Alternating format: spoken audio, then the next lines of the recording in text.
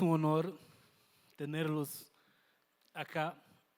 Y como saben, yo voy a preferir hacer la presentación en portugués para conservar el nivel de multilingüismo de nuestra cumbre.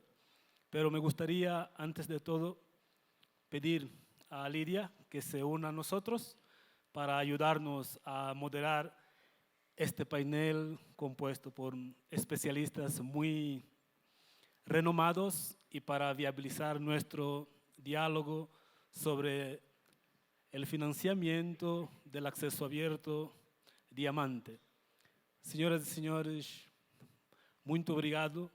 É para nós uma honra muito grande moderar este painel composto por especialistas muito renomados e que nos vão ajudar a compreender a filosofia do financiamento do acesso aberto diamante.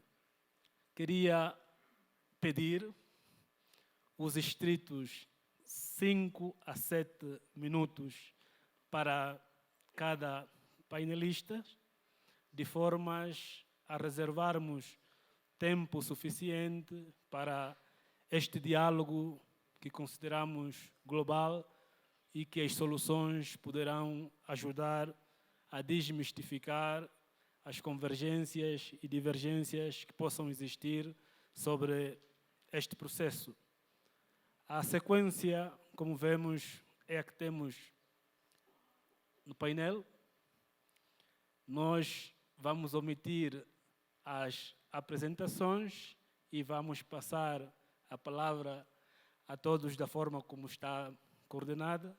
E queremos desejar, então, boas-vindas a todos os nossos especialistas e poderemos começar a nossa sessão. Temos a primeira intervenção online, não sei se está presente para avançarmos, por favor. Muito bem, seja muito bem-vinda e bem-vindos. E podemos sim começar, por favor.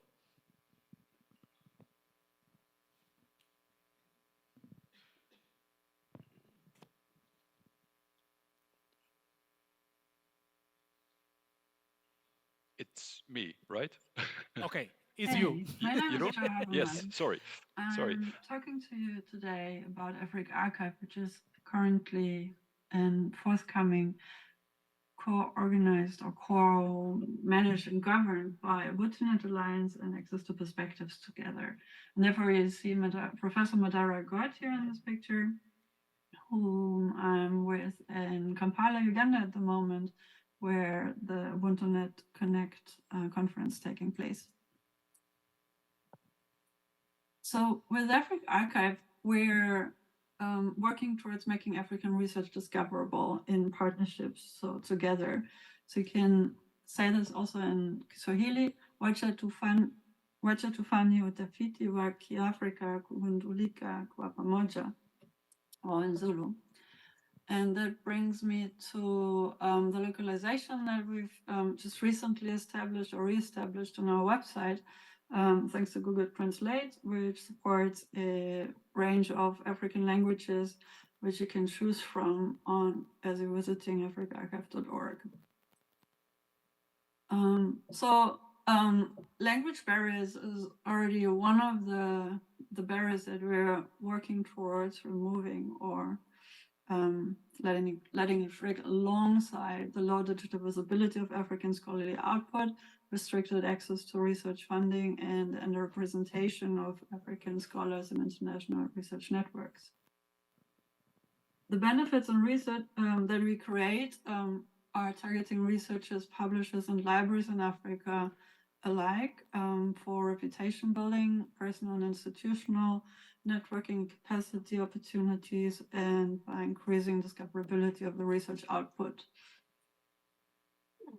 We have a dedicated workflow, or we are, since our inception or launch in 2018, we have worked with, we started with the Open Science Framework and have then consecutively adopted other generalist repository systems, such as Figshare, Zenodo, PubHub, and Chaos as well, in which we've created communities for AfricArXiv and have established submission and moderation workflows to verify and or to ensure quality, and also verify that all the submissions that are being published through AfricArXiv are of African relevance, and primarily by African researchers, but also by non-African researchers who publish on African affairs. We ensure discoverability through our affiliate repositories, all of which is signed UIs and are have some sort of integration with ORCID and in indexing in scholarly search engines. Since this year, earlier this year, we're officially affiliated with the UbuntuNet Alliance, and that now finally enables us to set up local hosting for AfricArXiv through open source repository systems. We're currently doing that with DSpace, so colleagues at UbuntuNet Alliance are busy in setting up DSpace for AfricArXiv, and we are in the process of launching it at the UbuntuNet Connect conference as we speak. So the affiliate repositories will remain because there's always different venues where researchers need and want to publish for various reasons. But alongside DSpace, within the next couple of years, we're also looking towards setting up Dataverse, PKP, Open Journal Systems, and VenueREM, and possibly Kotahi as alternative systems to inform and service the African scholarly community. So yeah, here's the banner for where Madara and I are currently at, the UbuntuNet Connect, and yeah, greetings from here. So how are we supporting Diamond Open Access in Africa? We do that in two ways. One is through university presses and the other one through African journals. So with university presses, we aim or looking towards facilitating the setup of cloud-based university presses that are easier to manage, and by fostering community-based publishing workflows and quality assessment. And for African journals, we, with DSpace now and also with the other systems coming, we have the capacity to host and provide technical support to African journal editorial teams and hosting their collections, journals, and catalogs. Another approach is through overlay journals, which is currently being established and researched and piloted by Core, the Coalition of Open Access Repositories, and their Notify initiative. And you see here the logos of various organizations that we have already and are planning to partner with, or have already partnered in various constellations in the past, and are planning to partner with for these two approaches. Yeah, in Wikipedia you'll find a couple university presses that exist on the continent, and there might be even more which are currently being revived, and we hope to be of service to university presses editorial teams who would like to seek our support, and also working with you in whichever capacity feasible to get this going. JISC has developed about 2 years ago now, or has refurbished the University Press Toolkit, which is primarily, as they recommend, based on cloud services, which makes it easier and more affordable to coordinate university presses as well as overlay journals. So the process is actually very similar.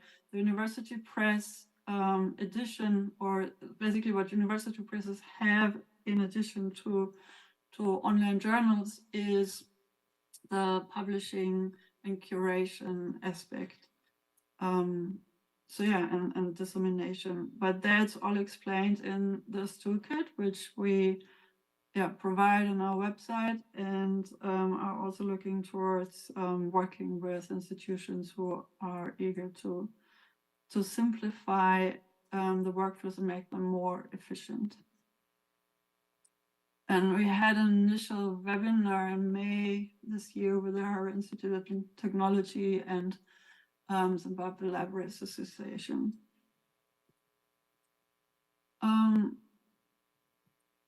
So we're currently on the Global Participation Fund with ORCID to encourage adoption of PIDs in and across Africa and fostering best possible discoverability and indexing in open scholarly databases through that approach.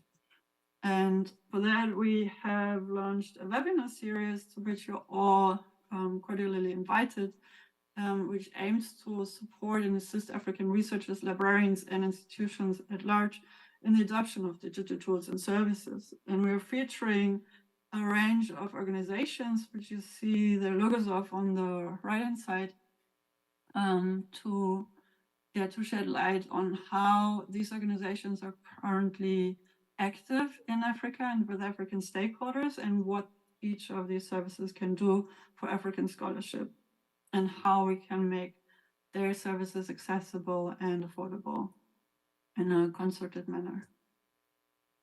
We had a webinar with Lambe from ORCID, and and then looked into the adoption of ORCID in Kenya, Cote d'Ivoire, and Nigeria, and across Africa at large. But the work is still ongoing, and there are several calls open now by ORCID and also cross-reference dataset. So here's just an overview of the partners we currently work with, and also project funding we've received from the mentioned organizations, which brings me to the actual topic of this panel. So how can we finance all of this work? We're looking at a mixed revenue stream.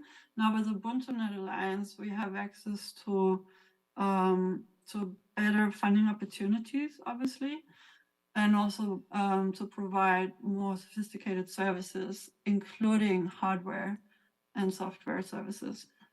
The expenses are manifold and clustered here into human resources, digital infrastructure, communication, and finances. And there are a lot of hidden costs, as you may be aware of, in under-resourced regions like the continent of Africa is. With that, I'd like to thank you for your attention. And I think I can speak for Madara that we're looking forward to the discussion ahead. Thank you.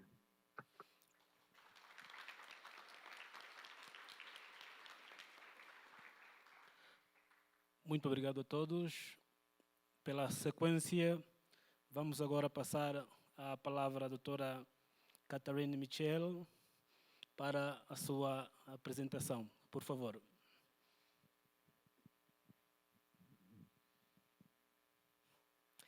Thanks very much, and thanks to the organizers for including me in this plenary panel. I actually feel really privileged to be presenting alongside the other members of this panel, and very much appreciate the opportunity to talk about sustainability in the setting of Diamond Open Access library publishing. I'm the director of the eScholarship Publishing Program at the California Digital Library, the system-wide library of the University of California. This program provides open access journal publishing services to the 10 University of California campuses via a platform that aggregates these publications under UC's eScholarship imprint, while also supporting the unique identities of the campuses and the publications affiliated with them, effectively creating a statewide hub of Diamond OA journal publishing. eScholarship just celebrated its 20th anniversary last year. It sounds like it's in good company. There are a lot of 20th anniversaries being mentioned.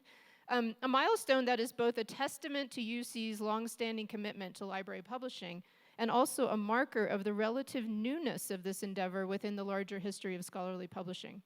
Sometimes the size of our consortial library publishing program gives our peer institutions the impression that we are a well-resourced team operating at a scale that is rare among library publishers. I want to assure everyone that we are not particularly well-resourced. We have, for example, only 2 journals managers attending to the 95 journals that eScholarship publishes. Our budget is modest and at best flat year to year, something that we are particularly conscious of given the significant scale of the money spent by our institution on licensing agreements with commercial publishers. So despite our 20-year commitment to this work and the strong interest in Diamond OA journal publishing within our academic communities, eScholarship publishing still struggles with many of the same kinds of resourcing challenges that are typical in this field. Oh shoot, sorry, I'm supposed to be doing this also.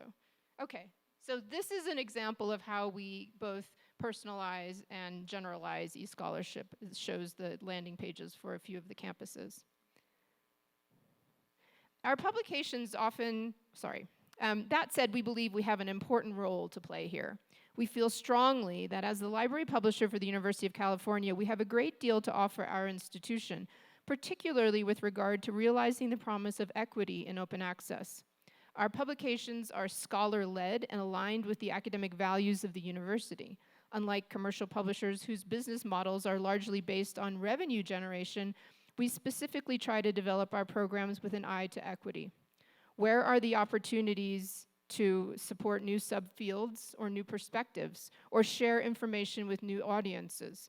Our publications often traverse standard disciplinary boundaries, exploring novel publishing models, supporting underrepresented voices within the scholarly record, and reaching communities and professionals in applied fields beyond academia. The journals pictured here represent 3 publications, 2 recent and 1 long-standing, that embody these values.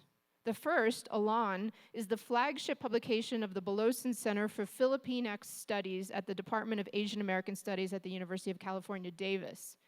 A new eScholarship journal, its mission is to provide an online forum for publishing original and refereed essays, artwork, and reviews that engage with the lived experience of Philippine-X Americans within Philippine-X diasporic studies.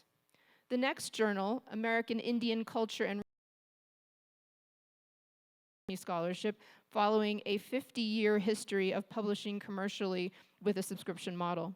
David Shorter, the editor-in-chief of the journal and professor of world arts and cultures at UCLA, describes this process as indigenizing the journal. That is, quote, making sure that the materials that we're publishing, which have historically in other scholarly journals been written about Native people, are by, for, and with Native people. He says, it makes sense that open access is the mode that we engage in order to make sure that the materials about Native communities are actually available to those same communities.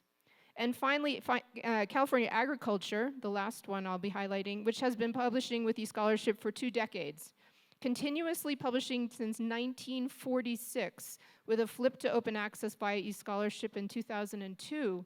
This journal aims to engage a broad readership in topics related to agricultural and climate challenges, with content for farmers and researchers as well as agricultural extension programs throughout the state of California. We believe we're doing something fundamentally important here, serving fields and communities that are significantly underserved by the commercial publishing industry, not because of the quality or the relevance of their research, but because their topics or their audiences or their goals don't fit neatly into a profit-driven publishing ecosystem. This is an important slide. I've got to get there. As with any Diamond OA publisher, our authors have no fees levied upon them to publish in eScholarship journals, and we're proud of that.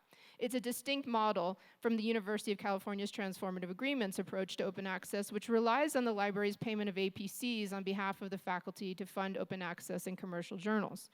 But Diamond OA faces its own equity challenges, specifically tied to the problem of sustainability.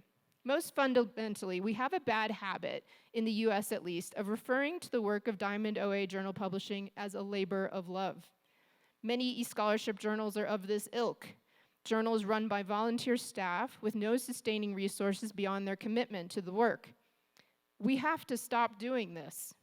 There are real costs in terms of human labor associated with this open access model, just as there are with other open access models. When we bury the costs of Diamond OA in volunteerism driven by a sense of mission, however noble that might feel, we give ourselves and others permission to under-resource these vital efforts in terms of staffing, infrastructure, and sustainable funding. The question I struggle with is, how can we solve these problems while still keeping equity at the center of what Diamond OA is and can be?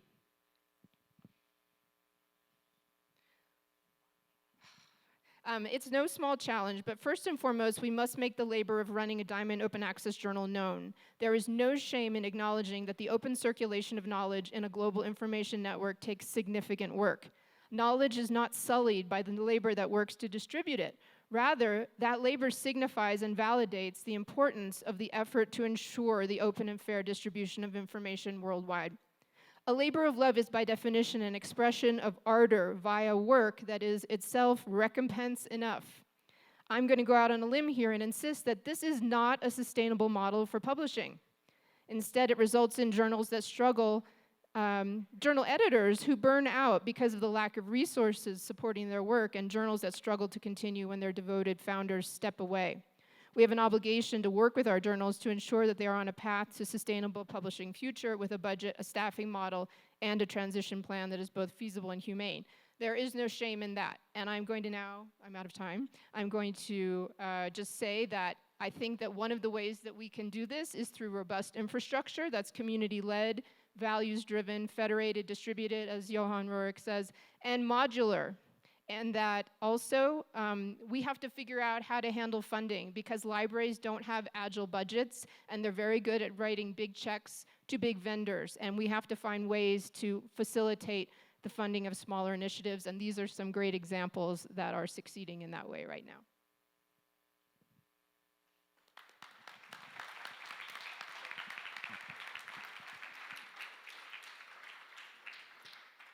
Muito obrigado, doutora Catarina, por partilhar conosco a sua visão sobre o financiamento. Vamos então passar agora a palavra ao doutor Ross para fazer a sua apresentação. Por favor. Hello.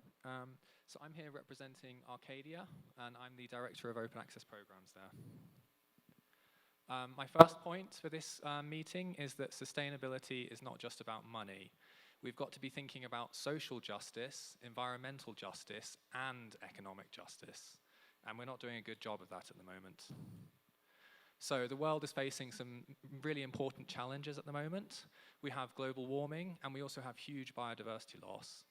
And there are things we can do to help that, like doing research and making that research available to the people on the ground that try and solve some of these problems. But unfortunately, most research on climate change and biodiversity loss is not open. So one initiative we've supported alongside Open Society Foundations is this thing called the Open Climate Campaign, which Creative Commons are leading. And if you want to know more about this, please talk to Cable or Monica, who I think are here in the audience. It's not just climate change and biodiversity loss, though. Obviously, there are other sustainable development goals, really important issues that we need to solve in the world today. And we look at the rates of open access for knowledge on those issues, and they're very, very low. But when an issue really threatens humanity, like the COVID-19 pandemic, it turns out that actually we can make research open access, so it can be done if we really care about these issues. So this slide is just saying, if we want a habitable Earth and social justice for all, we need open access to research, and we shouldn't be putting it behind a paywall. I think Diamond is a great system, so Arcadia Fund supports a lot of Diamond open access initiatives. This is just going to go through a few slides of Diamond OA initiatives. We've supported the Open Library of Humanities. They've already been on a slide. Really great initiative in the UK. We've also supported Diamond Open Access for monographs. First of all with the COPIM grant, and now the next phase of it is called Open Book Futures. And I believe in February they're doing a workshop at UCT, which Reggie was telling me about, so that's really good. But Arcadia also supports tools around Diamond Open Access, and I think this is really important to point out as well. This is really useful for achieving the sustainability in the system. We can't just fund publishers of Diamond Open Access platforms. So tools for helping us think about the sustainability of the open ecosystem. Arcadia doesn't actually have any involvement with this, but I do think it's a really good initiative, so I'd shout it.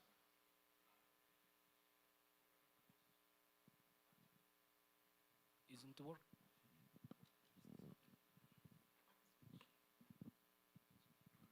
Hello? Okay, I'm back. So this is a really, really good guide for how to do sustainable Diamond Open Access. So I'd really recommend that everyone rates themselves relative to this guide. But there is also the Forest Framework, which I should mention, which is another really useful guide to help organizations on that path towards sustainability. We also need services to help us on sustainability. So a lot of philanthropies, including Arcadia, are supporting Invest in Open Infrastructure. And Invest in Infrastructure do various things, but one of them is they're piloting solutions and coordinating stakeholders to increase the sustainability of the sector. So if you haven't heard about them, I'd really urge you to check them out. This is an interesting point. I may be the only person on the panel to raise this, but one way you can achieve sustainability is via endowments, and we've done this at Arcadia twice now.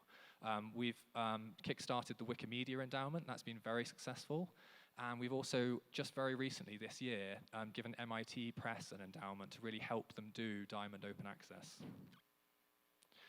So the way endowments work is you give out a large principal sum, and then basically they spend the interest on the principal on giving out grants to maintain the resource. And it works really well. So the Wikimedia Endowment has just given out its first grants this year. With MIT Press, they've got some really great Diamond initiatives, both on the book side and the journal side. And I should note that on the journal side, it's not just us supporting MIT Press there, it's also the National Science Foundation. So that's really interesting, helping subscription-based journals flip to Diamond Open Access Publishing with MIT Press. Another method of ensuring sustainability is just simply to give longer grants. And there's a really good example of this is Arcadia's grant, which we, I think, announced actually in 2022, so this isn't new, but just in case you didn't know, we've given Arcadia a 10-year grant worth $3.6 million over the next 10 years. And it's really useful when you think about it, because the process of trying to set up a grant can be quite arduous, and particularly with the language barrier. If we had this set up on a basis of 3-year renewals, that would be a lot of effort for both sides. So it's a lot more sustainable just to give longer grants. So those are kind of my takeaway points, but in order to respond to some of the things that I've heard in this meeting, I've added one extra slide. I've listened, for the past 3 days to many different testimonies of the harm that Scopus, SciVal, and Web of Science are causing to scholarship. And I would define them as tools of oppression, which systematically exclude Diamond Open Access scholarship. To have a sustainable research system, we need to have tools which include Diamond Open Access scholarship. And I'd like to point out that Arcadia is supporting OpenAIRE, which is an inclusive alternative, has the same functionality to these proprietary tools, and it's open. And if both research performing organizations and research funding organizations are serious about creating a better research system that respects diversity, equity, and inclusion, they must stop using tools of oppression. So thank you.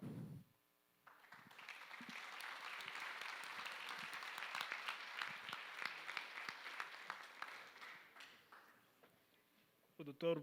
Ross seguiu bem o tempo. Estava justamente a fazer sinal que faltavam 2 minutos, mas vamos gerir esses 2 minutos para passar a palavra à doutora Vanessa, da SCOSS, para as suas primeiras impressões sobre o financiamento do acesso aberto Diamante. Por favor.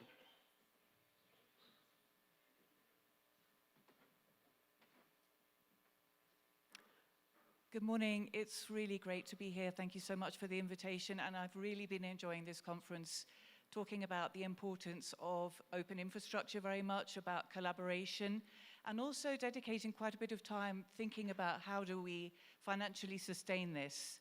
I've been asked to just talk about SCOSS, so I've got my SCOSS hat on, although I'm a director of SPARC Europe. So SCOSS, the Global Sustainability Coalition for Open Science Services. If we want to ensure that those not-for-profit important services and infrastructures that we all depend upon stay open and not-for-profit, we need to think about how can we as a community fund those. And I'm going to tell you about a method that's been running for a number of years has been working to raise funds for such services, including some that are really valuable for Diamond Open Access Publishing. So who is behind SCOSS? It's a group of important umbrella organizations who really understand open science and the needs of the open science community. We have representatives from across the globe because the importance of getting access to open infrastructure and sustaining that is a global issue. So we have representatives from Australia, New Zealand, United States, Europe, Canada, and we, as well as the Association of African Universities and Latindex from Latin America. We unfortunately don't have any representatives from Asia. It's been quite hard to get those. Those in the audience, and I've been talking to some Japanese colleagues, we are really keen to have an Asian representative as well. So we really care about open not-for-profit infrastructure and helping sustain that. So open infrastructures, they are accountable to their community. The funds, they go directly into those organizations. They don't go to the shareholders, making those, either supporting the operations or making them better, growing them. They also add balance to a system dominated by commercial actors. We've been talking about that over the last couple of days. And it's also really important that we support infrastructure that's interoperable, that really connects and creates a very strong ecosystem, and that doesn't lock in the data that many of us can then expand upon. And increasingly, they're also becoming a lot more transparent in terms of finances and governance. They're following good governance practices. We are stimulating that at SCOSS as well as being transparent on what it costs to run an open infrastructure. But there are real issues for some of these open infrastructures. We did a study in 2020 looking at scoping the open science infrastructure landscape in Europe. And we asked those infrastructures, and these were regional, national, or international, so large infrastructures serving open science in Europe. How long would you remain viable if you didn't have any grants? Now, it's true, 45% said that they could survive more than a year, but 55% would not survive for longer than a year. This is really very worrying because many of us really depend on some of these open infrastructures. Some of the other challenges, we've seen a growth in the number of infrastructures and also the usage of those. Many of us have been developing those infrastructures at our universities.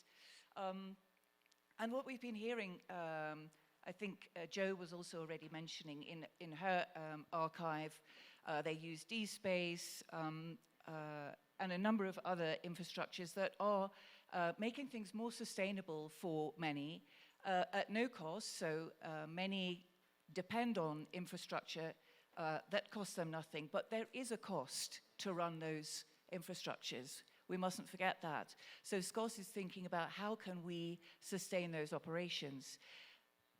Because often the funders, they provide short-term project funding, but funding operations is often neglected. We don't think about how do we fund the operations of those essential infrastructures. And many of those infrastructures, their sustainability can really be uncertain as they grow over time with many users. And they're also, they often don't have the time to actually expand because they're trying to raise funds, treading water.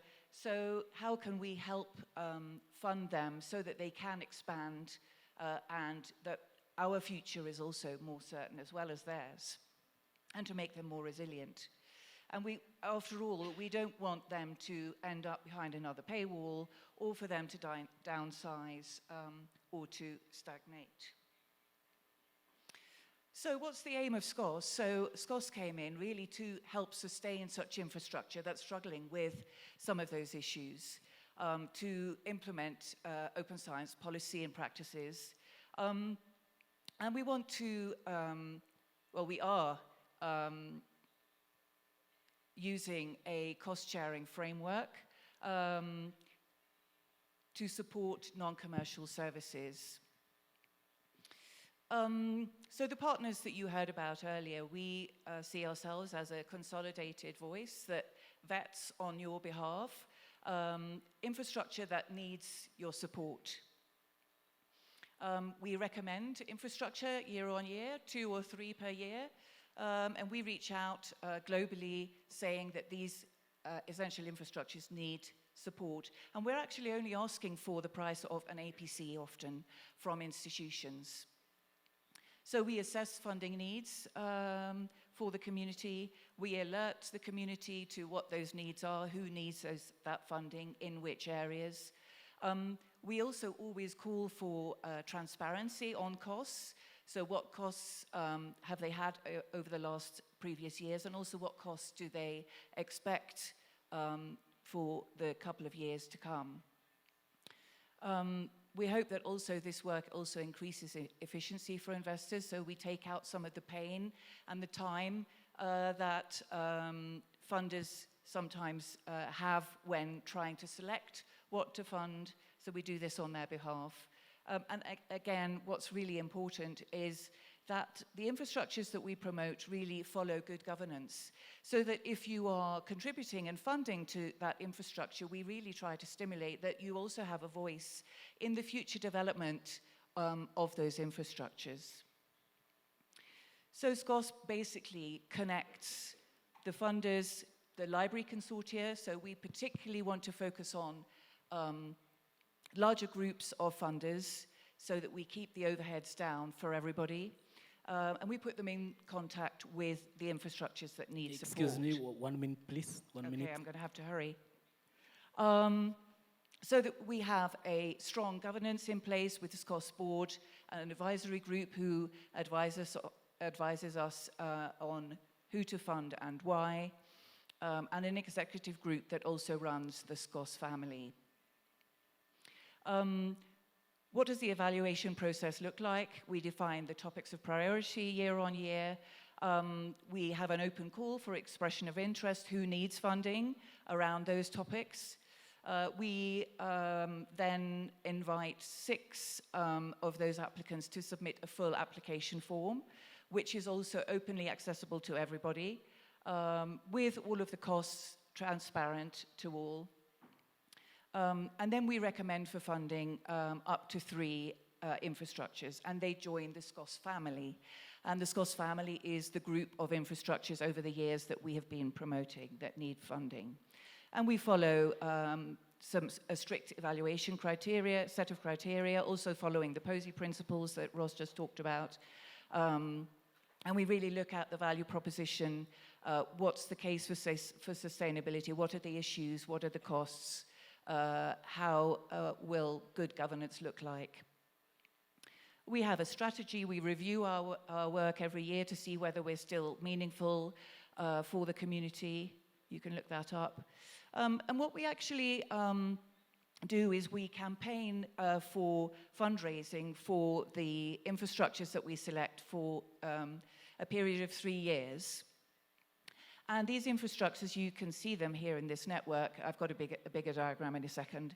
The range of the targets that these infrastructures are looking for to mainly cover operations, not in all cases, but generally, ranges from 1.5 million to 2.3 thousand euros, depending on where they are. And to date, we're really proud that the community of over 330 institutions across the globe, many universities and libraries, and a ministry, the French ministry, and a couple of research funders so far, have collectively funded these infrastructures. They still need significant funding. And from almost all of the continents so far. And what we've also seen, which is really exciting, is that there are now countries who are consistently looking at the SCOSS selections, and they are knocking on our door and saying, okay, who are the new infrastructures this year? We want to support them. So structurally, there are countries making decisions to support open infrastructure. So this is really exciting news, and that's countries like Australia, Canada, France, and Switzerland. This is a diagram to show where where the SCOSS family infrastructures are. Unfortunately, you do see that many of them do sit in Europe, or North America, or in Latin America. Few in Africa and Asia so far. We do try to reach out to them, and we want to fund them, but they have to go through the process. So, and here you see who is funding those. Just a quick overview there. So just a few areas of focus going forward. I've been talking about fundraising. I'm going to need a couple more minutes, sorry, but I'm almost there. 1 more minute, please. 1 more. I think this is really important. It's not just about fundraising. It's also about connecting these infrastructures. So we are really creating a community of practice between these infrastructures. How can we build a strong ecosystem where they can compare notes on the POSI principles, compare notes on the arguments for funding open infrastructure, looking at how can they save costs by sharing resources between the different infrastructures. So we're also working to develop that out. We're also trying to map out what that big infrastructure landscape looks like.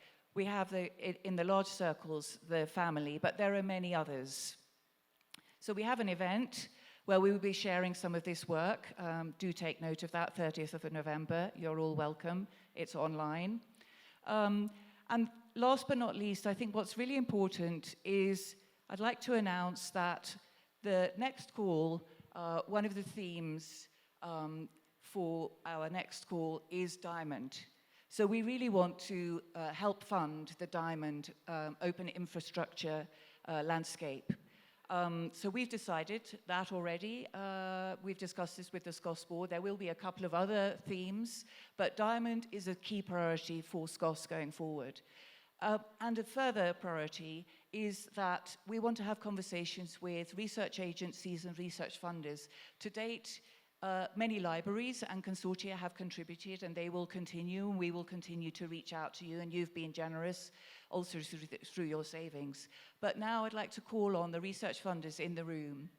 We'd really like to chat to you to see how, if you are interested in funding Diamond, we have a number of years of experience on how to make those selections and how to connect you with those infrastructures. So if you're interested, please do reach out to me personally or via this link. Thank you very much.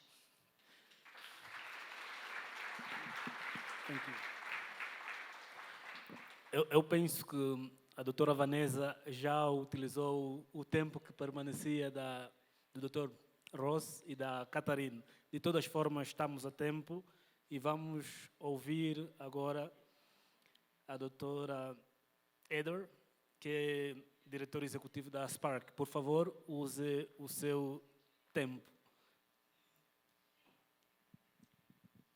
Thank you so much. You can hear me? Great. I'm Heather Joseph. I'm the Executive Director of SPARC. We're headquartered in Washington, D.C. Thank you very much, the little slide.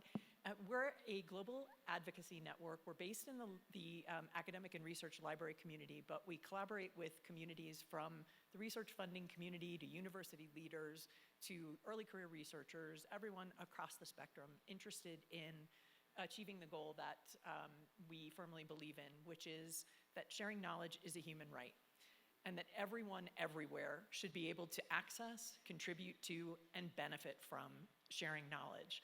And I'm so honored and so privileged to be part of this conversation today, exploring, and over the last several days, really exploring how we can support and sustain an ecosystem in which this value is centered. The conversations over the last several days have really focused on approaching the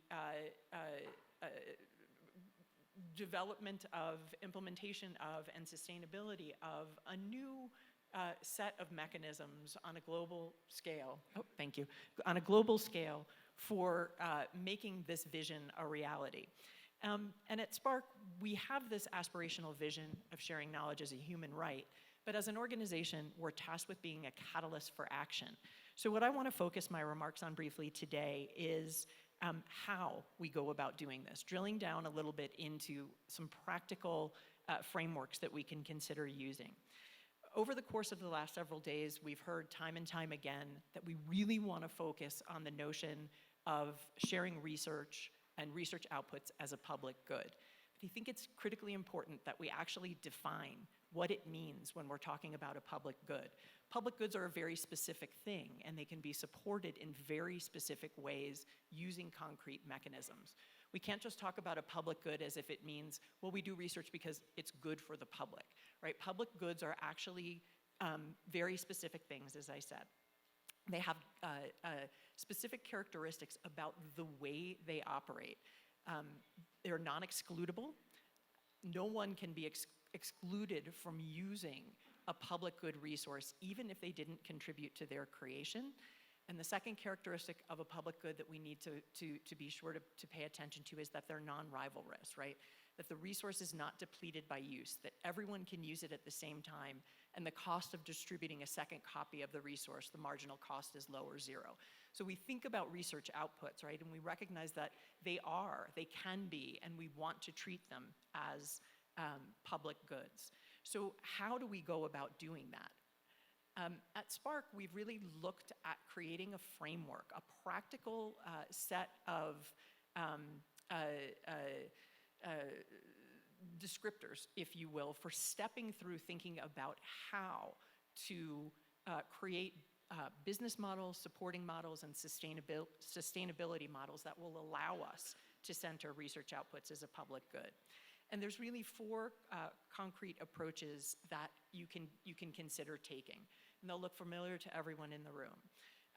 The different approaches include the taxation model, which most public goods are currently funded through, right? This includes, mandatory taxes for supporting things like roads, bridges, public utilities.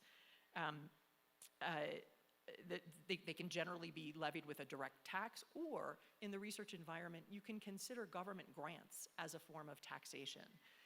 Another approach is to do small group funding. This is, in essence, a little bit of what Vanessa was describing with SCOSS, where small groups of institutions can think about funding resources based on their own interests, their local interests. This approach generally tends to work well when there's a very concrete, immediate set of interests that you're working to support. And small groups are fairly easy to coordinate. As we start to move into the larger collective action, which is I think what Vanessa's describing with moving from sets of university libraries supporting open infrastructure and into collaborative mechanisms that include libraries, government funders, private funders, we start to look at collective action models, right, as the kind of mechanism that we can get together as a community and put resources into. Again, they work well when there's a very clear shared interest, and it's important to note that this model requires a strong level of trust. And I think this conference is one of the really necessary mechanisms that we have for building trust among all of the players in the community who could be called upon to contribute in this kind of model. And finally, the fourth approach is sort of the approach that we've been laboring under in the resource communication system, which is a private benefits model, right, where individuals put in money to a system and they then get some sort of exclusive benefit, right? Think about a subscription. I pay for it, I get to see it. All of these approaches have one thing in common, and that is that they feed into the established components of business models that you need to make an initiative, a project, a journal, a publishing platform successful and sustainable over the long run, right? You have to make sure that your funding model has these four components that are operating in tandem and that are working to sort of fuel this virtuous cycle. The four components are the value proposition, which is probably the most important, which is the thing that you are delivering that is unique, right, that you can only get from that initiative. The more unique your value proposition, the stronger your starting point for this model will be. You have to then have an audience that values that proposition and that's willing to contribute something in terms of supporting it over the long run. The audiences can be diverse and payments don't have to be financial. They can be in-kind contributions and or financial contributions, but very diverse streams. Those become income streams which then support the core activities and resources of the initiative, again, the platform, the thing that you are trying to support. Think about that in the context of Diamond Open Access. You can begin then to see how this can be mapped out for specific resources. At SPARC, we've done a lot of work at looking at creating sustainable business models, support models for open communication of research articles. This chart is just an example of kind of taking those 4 elements in that business model and articulating mechanisms that you can use to support them. And you can then additionally map them on an open models continuum that takes into account not only the value proposition, right, the financial costs and what is it that we would be willing to pay for this particular service. You can do that along a continuum, that's a hard one for me, of value and values. And that has been at the heart of our conversations around the need to promote sustaining and adopting Diamond and building a Diamond ecosystem, is it has those 2 components. So what I wanted to just leave you with today is, as we continue to discuss this evolving ecosystem, there are tools and mechanisms that are right at our fingertips that we can and should be using to make sure that we're combining our efforts to focus on both of those components of sustainability. Ross's slide that pointed out that sustainability is more than just breaking even or showing a small profit at the end of the year. Sustainability is essentially making sure that how you are promoting a service, an initiative, a project, a communication channel is good for the people who are using it today and also for the generations that are going to come along in the future. It operates on a continuum of time. So thank you very much.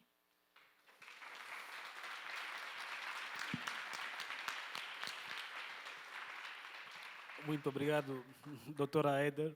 Estávamos justamente a sinalizar que tinha 1 minuto e ela inteligentemente acionou e estamos a cumprir muito bem o tempo. Vamos então passar também a palavra à doutora Giulia para fazer a sua apresentação, o que é que pensa sobre o financiamento do acesso aberto Diamante. Por favor. Obrigada. Thank you so much for inviting me. I will present today the position of the Curie Alumni Association, which represent researchers that have received the Curie Action funding program from the European Commission.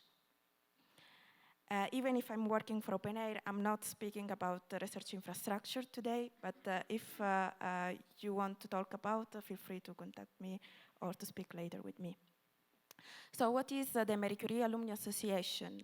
It's an association of all the grantees with the Curie funding that is involving not only researchers, but also research supporting staff, supervisors, and project managers. The European Commission diversified the funding program. So we are researchers from any kind of field.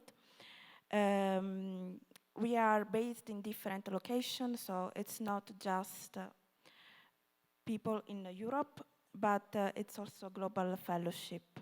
So here you can see our members that are mostly female, even if now with the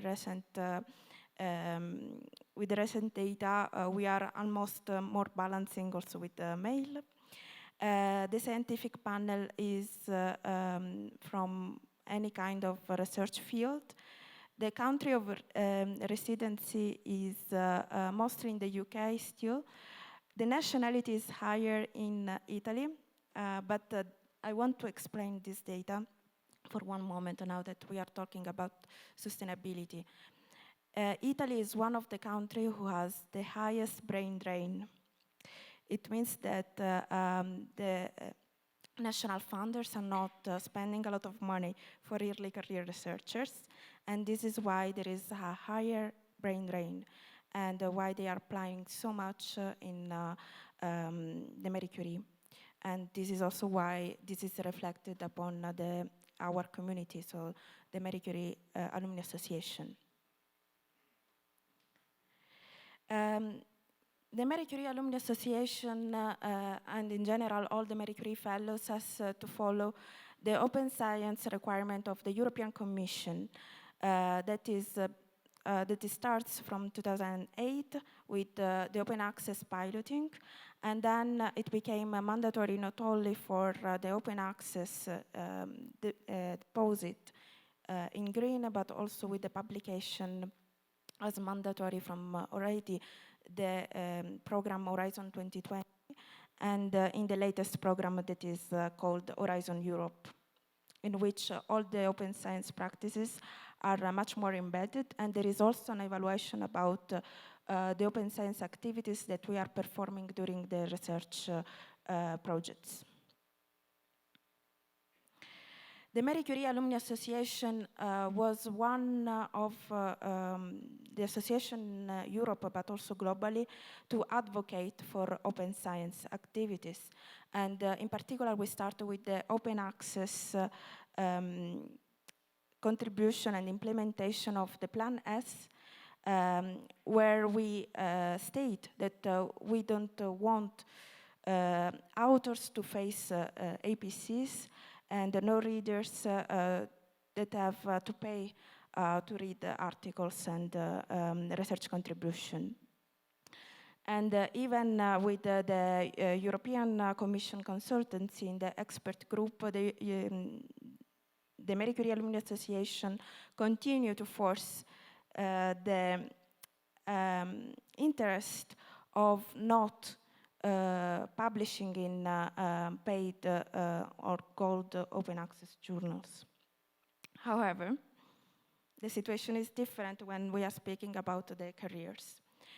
In any case, the European Commission provides also infrastructures to help us in fulfill the open science requirement. These are two of the infrastructure that the European Commission has provided to us, and they are the OpenAIRE Research Europe, which is a publishing venue for journals. It's a publishing venue that represents it's similar to a Diamond Open Access Journal. I'm not sure if I can say that it's a Diamond Open Access Journal. Maybe someone from the audience can comment about that. And another infrastructure is the European Open Science Cloud, which provides service and data that are openly available for us to cite and to work on it. I want to focus about Open Research Europe, because today the talk is about the Diamond Open Access, and I would like to give you the perspective on the researchers here. The strong point of the Open Research Europe was that the submission was very nice. It's very easy. It's a nice form that you are fulfilling with all the credit criteria. The taxonomy of open science are fulfilled in all the process. What I found that is really important was the pre-check of the preprint publication. I want to underline this point if someone from the audience is running an a Diamond Open Access journal, is that behind the ORE, there is an editorial, professional editorial team that is not just checking the language. So in the case of English, most of the editorial are native speakers, but I found them also very good to provide extra revision of my article. In particular, my article, when I submit, was revised by a PhD in life science, and I am a life scientist researcher. And I found this pre-check very helpful, because sometimes there are some fields of science that are not very used to publish in open access, and even the preprint article sometimes is scary. And this was a nice way to feel much more comfortable in having a preprint published before a revision. There is also open peer review, and what we asked to the platform was to also give the opportunities to early career researchers to be a peer reviewer. And this is because we found that the peer review is an important part of the training and the skills and the competence that a researcher has to have. And being much more open to peer reviewers at the early stage of the career, it can be really helpful. And also it's gratifying also for the researchers who are entering in the collaboration with more experienced researchers. There are several opportunities that are the fact that Open Research Europe was a platform at the beginning addressed to the Horizon Europe grantees, which means that are already researchers or research projects that are that had passed a very high evaluation process. So the initial idea was that at least for me, that when I sent the publication to this platform, my idea was to have peers that had already very high evaluated. And this made me feel also comfortable to send the articles there, because I was thinking, okay, the platform is not known, but at least I have other peers that have high level quality of people. So also about research projects that can have another kind of visibility. So let's say that there was an idea of quality already in my mind when I submit the publication.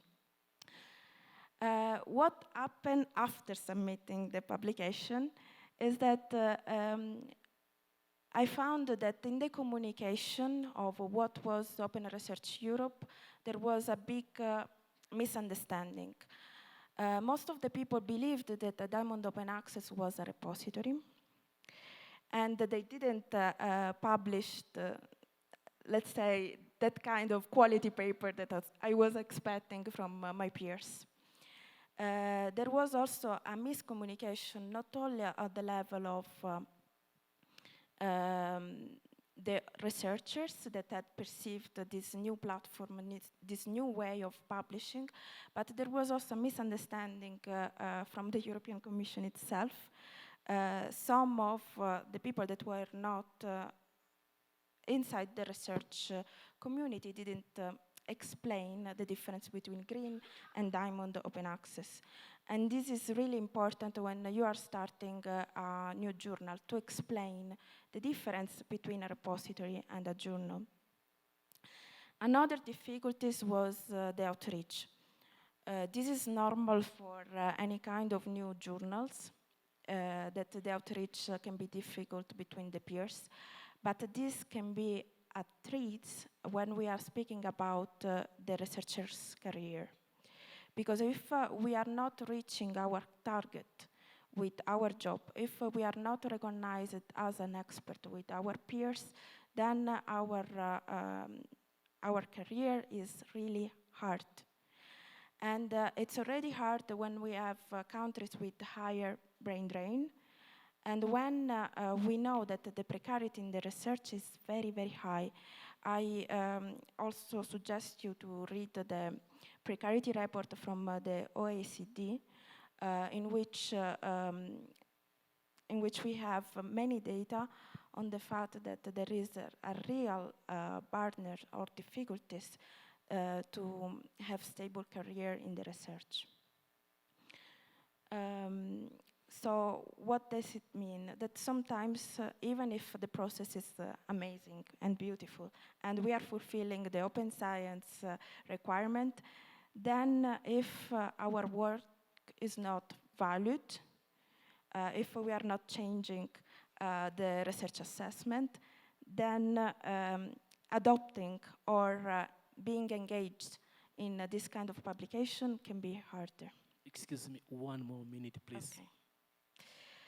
So I'm going fast. So more or less the general consideration is what I already explained. What also is important here to underline is, of course, we need much more training for the researchers, and we need a global commitment in a way that all the researchers can be mobile.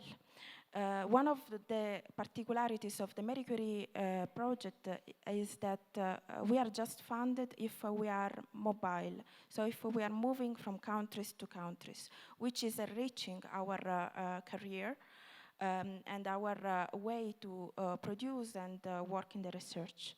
But if there is not a global research evaluation, this can be hard. So we can embrace the open science values and principles, but to practice, it can be really, really hard if we are not stabilizing also the position of the researchers and the research staff. And I think it can be fine. Yes. And also another consideration is that if you are thinking on sustainability, you have also to think about the impact of the research. So the publication is not a final product. It's something that can be really in between. We want to make a societal impact. We want to have an economical impact. We want to have an impact in the society. But to have this, we need really security of jobs and support of the research careers. So thank you very much.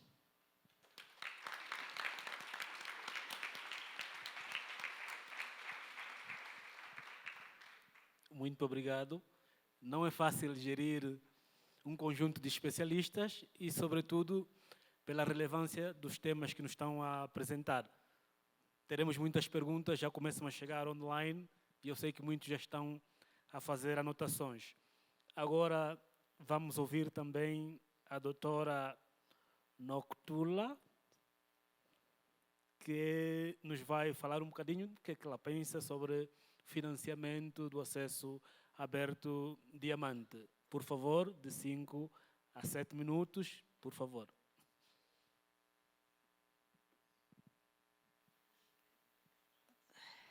I'll try to not to give Jeroen a heart attack with time. So I don't have a presentation, or I decided not to give a presentation. So my name is Nokuthula Mchunu, but I always make it easy for people. You can call me Nox. This is much easier. It makes the conversation flow. I come from the National Research Foundation of South Africa. I wear 2 hats in the organization. I'm part of the strategic partnership. However, I also work as a director of deputy director of the African Open Science Platform, which is really, although in South Africa, it's very outward looking, making sure that we coordinate, consolidate all open science activities in Africa and initiate whatever pillars that are kind of lacking behind. So how do we plan, or how do we envisage everything working and trying to think about sustainability and funding? And of course, this would include open access, Diamond Open Access. And as you probably picked out during these days, I like to kind of combine them together, Diamond Open Access and Green Open Access, which is the repositories, because I think they've kind of asked exactly the similar questions. So in the platform, we think of ourselves as just coordinating a hub where we think that there is other people in Africa. As you know, Africa is diverse, that needs to really think how we implement open science in effect, open access in Africa.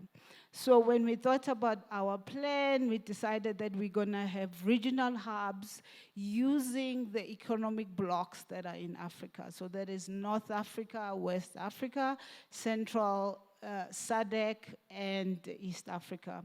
So we have already made a call, appointed 3 hubs, which we are actually just going to make another call where we couldn't appoint the West Africa and Central Africa.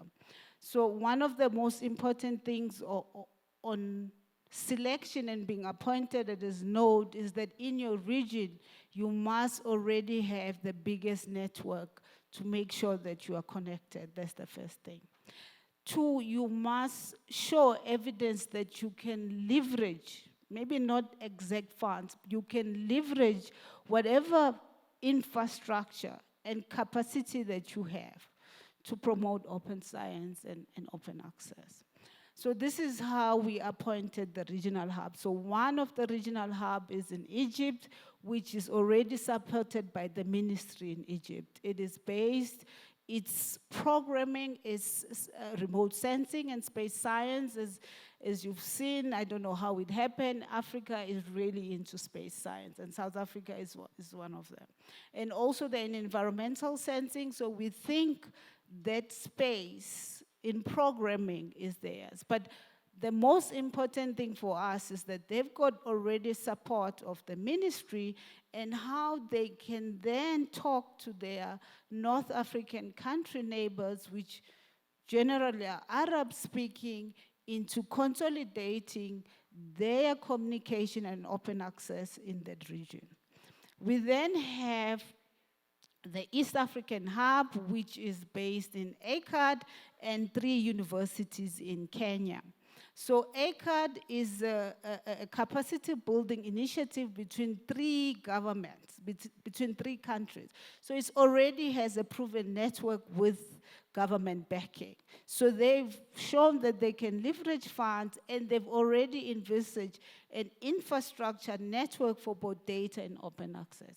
So they're willing in their plans to host Diamond Open Access journals and repositories.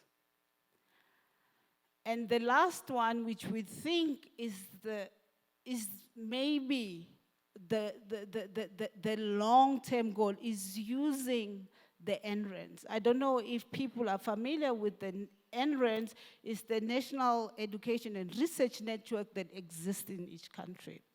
So one of our nodes is Ubuntu Net Alliance. And Ubuntu Net Alliance, which Joe talked about at the beginning of this panel, is an alliance of East and Southern Institute. It covers 22 countries and already has formal contract with 16 of them and covers more than 1,000 universities and research institutes that are formal members of the network. So they've already formal members and provide very low fees to the network, but because there's so many of them, they've kind of have some resources to maintain the network. And these networks, especially in Africa, they were built to provide connectivity within the universities. This provides a very big opportunity for them to set up as platforms for Diamond Open Access and repositories. And one of the repositories that had been established in 2018, AfricArXiv, that Joe Havemann was talking about, is being locally hosted by Ubuntu and re-envisioned as a complete African platform that will host, for now, yes, it's a repositories, but it will turn into a data platform. It will, in the long run, as Joe has shown, an overlay of other journals that will come into a platform. So we, as the African Open Science Platform, which again, we are funded by the South African government and a little bit on the International Science Council, so we are already thinking that already the members are part of the NRENs. We seed some of the money into the nodes, but they can already leverage some of the funds that they have. So it is very important to try and get, and for me, is to get into equitable partnerships with partners. And this is the call I make to the global north. Yes, maybe I use these words loosely because these are used. The Global South is not so financially maybe well off, but we have something. So if we enter into relationship, it must be equitable partnership. It must be African, Latin American, Asian-led initiatives, or else those initiatives will fall. I always ask this question in the audience. In Africa, we've had, they are easy, everybody knows them. We have the Bill and Melinda Bill Gates Foundation funding Africa research. We've had the Wellcome Trust for a number of years, but none of this really outputs, results exist in Africa. They are not hosted in Africa. So every time there's a call, it's the same thing, it's because they are not African-led. So we really need to think about it. And of course, we need to think about sustainability, and sustainability will only happen if all the African researchers, the Latin American researchers are the leading researchers or leaders or PI in whatever initiative that takes place in the continent. Thank you, I'll stop there.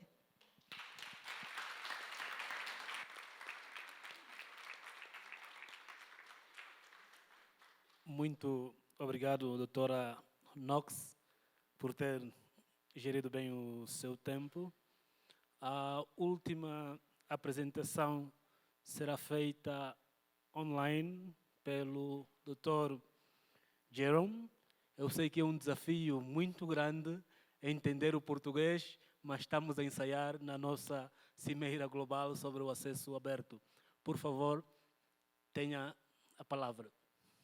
Yes. You have the floor. Is the sound working? Yeah, it's working. Yeah? Okay. Okay, thank you. So, dear colleagues in Tolika, good morning to you all, and thank you for the invitation, and I extend my sincere apologies for not being able to join you in person. I also don't have any slides, but will give a brief statement about the challenges and opportunities regarding Diamond Open Access in the Netherlands. So my name is Jeroen Sondervan, and I'm Policy Officer Open Access for the Dutch Research Council, NWO, as well as Program Leader Open Scholarly Communication for the 10-year National Program Open Science NL. It's a new program, and this funding initiative aims to make open science the norm in the Netherlands. I vividly recall that exactly 15 years ago in 2008, my first job, I found myself in the midst of developing the first Diamond Open Access journal at Amsterdam University Press. This was the Journal of Archaeology in the Low Countries. In the years that followed, as a publisher, librarian, and a policymaker, I've been deeply involved in numerous startups and the further development and professionalization of Diamond Open Access journals in the Netherlands. 10, 15 years ago, I remember that much of my effort was going into convincing researchers and research communities that embracing Diamond Open Access, because I was really into that, was a good thing to do. Fast forward to today, it's no longer a matter of why, at least that's what I see in the Netherlands, but rather when and where can I sign up. But also how. One element that has remained a constant throughout the years of transition and is still widely recognized as the most significant challenge, I would say, is securing sustainable funding. And the Journal of Archaeology in the Low Countries, unfortunately, did not survive. For a long time, NWO has been committed to take the lead in the transition to open access. Since 2009, NWO has strived to ensure that all the publications it funds are openly available. And 5 years ago, NWO signed Plan S, which guides our open access policy today. And for quite some years now, NWO has been actively investing in international open infrastructures, as well as Diamond Open Access initiatives in the Netherlands. And as funders, it is our ethical responsibility to ensure that our peer-reviewed research findings are disseminated as widely as possible, and we should actively promote and stimulate equity and diversity in the open scholarly communication system so everyone can participate.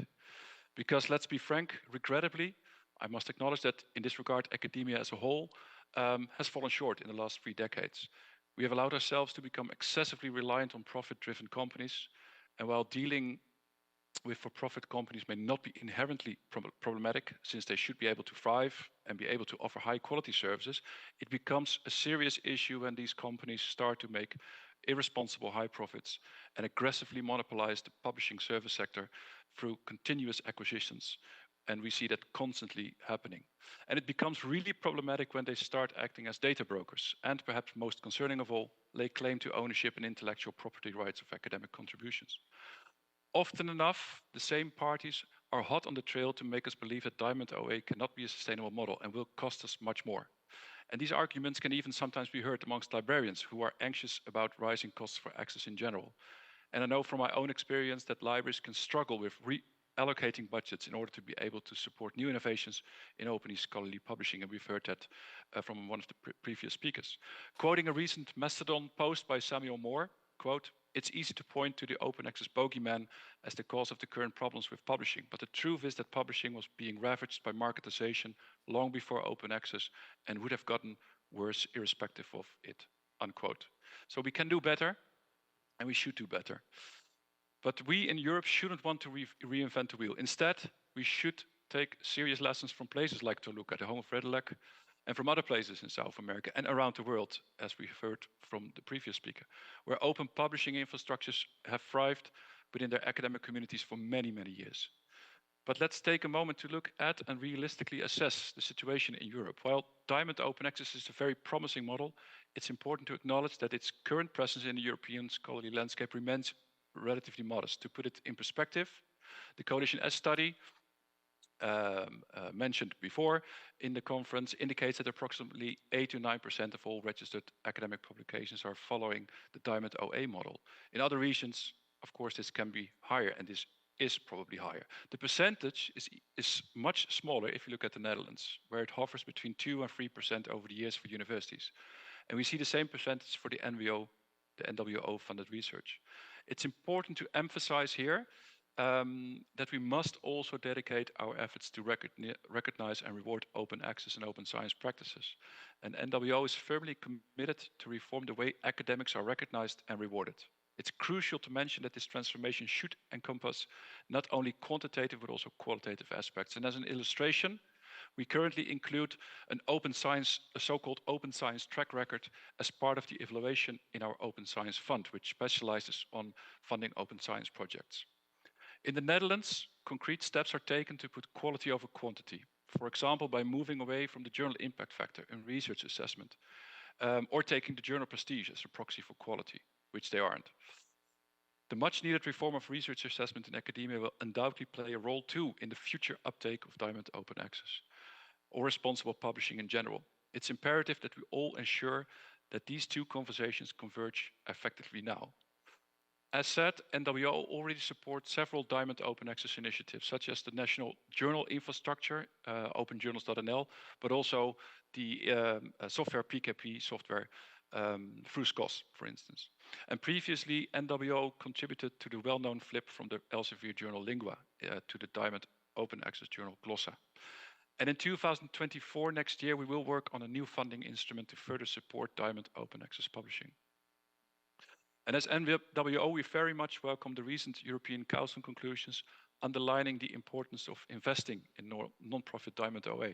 And we warmly welcome the current developments around Open Research Europe and its ambition to move to become an inclusive open publishing infrastructure after 2026. I'm really glad to mention that this summer, all Dutch universities and their libraries have started a project aiming to give Diamond Open Access a more full-fledged position in the Dutch publishing landscape. And the project runs until at least 2026, opening the way for targeted financing and support for more collaboration and collective investments in Diamond Open Access initiatives and capacity building in the Dutch research community. This really can be seen as a next step in the current national open access agenda in the Netherlands. I feel we have come to a crossroads. We stand at a pivotal point where choices must be made, and choices that will impact us on a national, continental, and global scale. Our collective task as funders, research institutions, and libraries is to collaborate and improve the way we organize our affairs.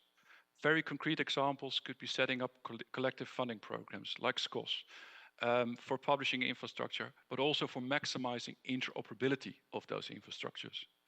And in general, we should enable libraries to set up funding processes to support Diamond Open Access in the widest scope. This still remains a major challenge, as is my experience at the library. As a recent study by Quinten de Voer and colleagues shows us there are quite a few challenges with channeling donations and micropayments for Diamond OA journals. And many are not set up to receive funding for different reasons. And there is still a long way to go to further professionalize the field. However, it's evident that as we collectively embrace the challenge of advancing the professionalization of Diamond open access journals and supporting non-profit community-driven publishers, we can anticipate the share of Diamond open access to grow steadily. But as we embark on this journey, let us not lose sight on the desires and needs of local communities across various academic disciplines, locally, nationally, and globally. I see Diamond OA as the model for multiple sizes fits many. Above all, let's cherish the pluriformity of academic values and principles. Thank you.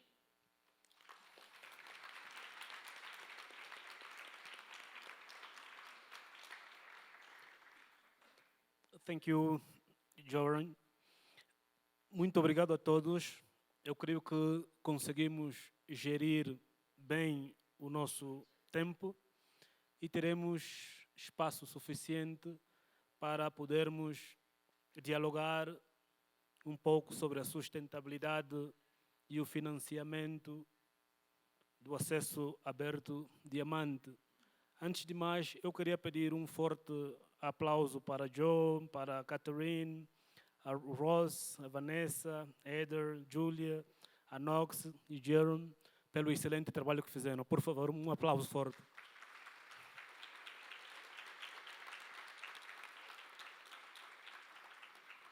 Também queria pedir um forte aplauso. A gestão desse tempo só foi possível devido à colaboração da Lídia. Um forte aplauso para a Lídia.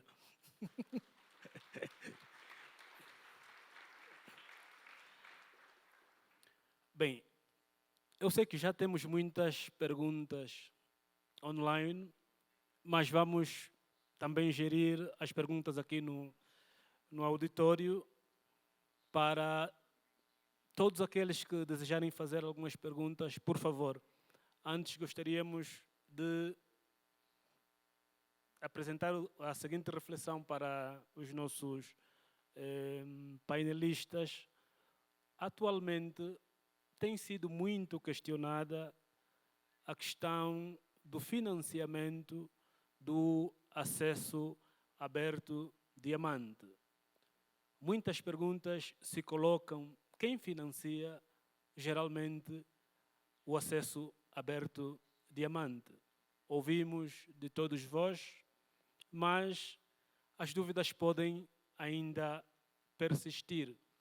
Na vossa opinião, qual seria a melhor via para este financiamento sustentável e estruturado? Podemos, quem desejar, fazer breves comentários enquanto recolhemos perguntas do auditório. Passo a palavra, 1 minuto para cada e uma das painelistas, por favor.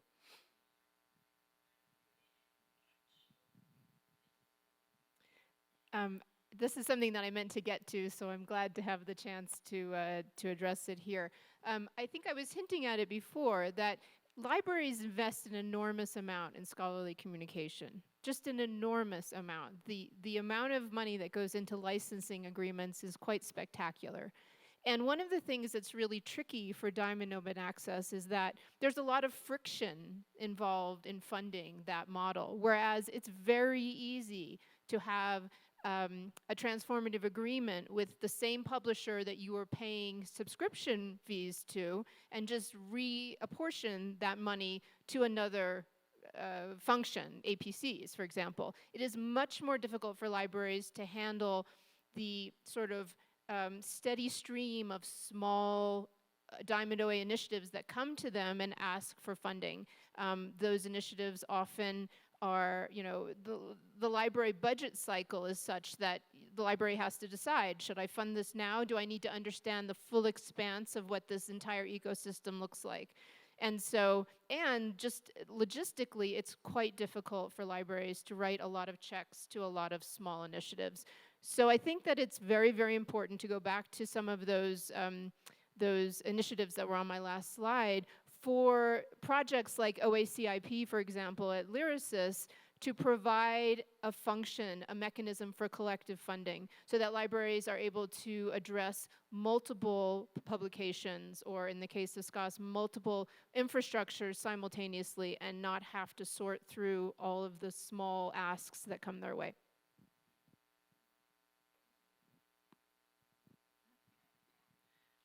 Yeah, I'd like to build a little bit on what Catherine was saying. Libraries represent in general about 80% of the average revenue of a journal publisher. And when you look at the international global publishing market, it's a $10 billion a year, US dollar a year, revenue producing industry. So there's a lot of money in that system. I think what we have to guard against, though, is that instinct to do the easy flip, right? Just to say, well, there's plenty of money in the system, so if we just pay the current players to do things differently, we'll be making progress. I really want to pick on something that Jeroen said, which was in Diamond, what we're trying to incentivize and what we're trying to support are multiple models that work in a local context. And that means, you said, I think, Jeroen, I'm going to paraphrase if I'm wrong, I apologize, multiple sizes fit many. What we need are mechanisms where librarians and libraries can look at reallocating their current serials or journals budgets into mechanisms that will be collective support mechanisms. That doesn't mean maybe finding a way for librarians to support little individual projects, but rather what are the collective models that we can look at across that spectrum that say library budgets could be redistributed to support the university's role in subsidizing, actually paying peer review services, the actual individual mechanisms. So thinking about not a redirect from one publishing entity to another, but a redirect of that budget to collective entities that can support collective global structures for different elements in the system. Thank you. I will probably reinforce what I said in my speech before. And to me, if we want to make sustainable the open access Diamond journals, the funding on the journal itself are just a small part. We need to think about funding the system, funding the research in a way that the researchers that are publishing can feel a reward by making impact in science, in policy, in society, at the economical level for the benefits of all. This is why we are funding by public, because at the end of our work is to provide solution to the society. If we want to get rid of the impact factor, we need to find a measure to understand how we can make this impact. And by doing that, of course, it's a different kind of mindset. It's a lot of work on the policy level, but also on the funding system that needs to be much more sustainable. Thank you. I agree with everything that my colleagues have just said, so I'm going to just add some new things, I think. First of all, I think it's important, I'm going to focus on the services and the infrastructure rather than the journals themselves, but I think it's important that we do our best to work together to see how we can reduce those costs and collaborate. So that's one thing that's, I think, critical, and we can do a lot more, and we can learn a lot from Latin America there, but also globally connecting up. And I think that's, if we do more of that, the big research funders will really prick up their ears, because they want to see that there is efficiency, that there is more collaboration, that this is global. And hearing also from Ross, I think what we really need going forward is we need to have research funders, agencies, governments, committing longer term. So you were saying the overheads to raise funds, multiple funds, there are many infrastructures spending lots of time trying to raise, you know, these micro funds. We don't want them to spend time on that. But if you have large research funders committing to 10 years, right, then they really can grow and thrive and think about the future business models. But that's what we want them to focus on their expertise, right? And to really serve their communities. So I'm calling to research funders to, if you want to commit to Diamond in the future, and I know it's a big ask right now, but to think about how can we make the lives of these infrastructures easier with the funding mechanisms that we either have or we would like to have in the future. So to think creatively. And then what I'd also like to call for is, and I have to call out my dear colleague, Marin Dacos, who also has a national open science fund. If we had more national open science funds in all of our member states, in all of our countries, that match with the policies that we are calling for, we could do a lot more. And so it's not all on the governments to pay for that, but governments working together with libraries, research funders, getting those funds together and strategically deciding for a more equitable scholarly communication system. So I think those are the things that are really important. And I know those things take time, yes, but we have some of those people in the room here and love to continue that conversation. But I think that's really critical to build a really proper sustainable system. And it's not just financial, but as you were saying, Ross, so well. So I think I'm going to pass on to you. I've said enough. Thank you.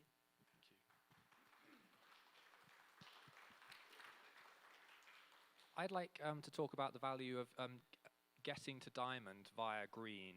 I think we need to do more on green open access. We need to fill the archives, and then we can cancel the big subscriptions and redirect the funding. It would make it a lot easier to cancel big subscriptions if key journals had a high rate of deposition of the articles in archives, so there's a high percentage of open access.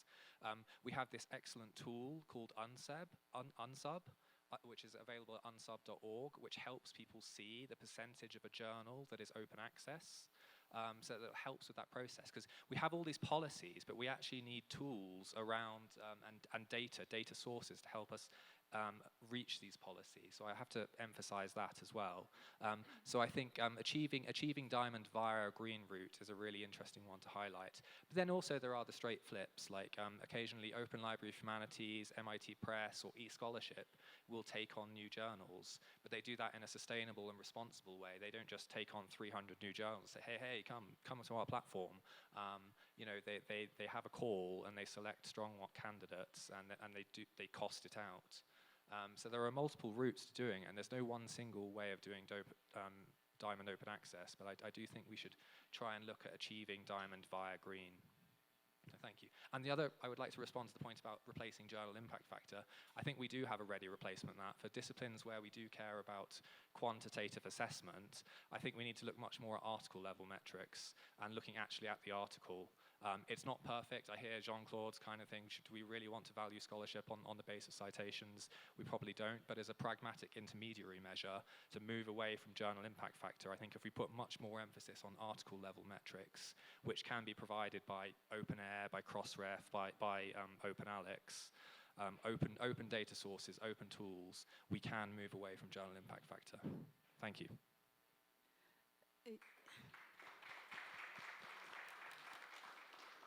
Yeah, I'll try to be quick before we get our comments online. I think two things need for myself, this is my opinion, needs to happen. Last month, it was September, yes, we were confronted with a couple of people who are here also with the question, if you had lots of money, you had all the money, forget about the money, how would you change scholarly public? I think as a community, we have not really thought about that. Really hard. Forget about the money. Which part would you choose that if the money exists? And if we really think about that and really think about it hard, then we will find a way to think about scholarly communication. And for that to happen, whatever we envisage, whatever is future-proof, needs to be the method of choice for researchers to communicate. As long as research assessment does not reward that type of a method we choose, whatever method, we will fail. Thank you.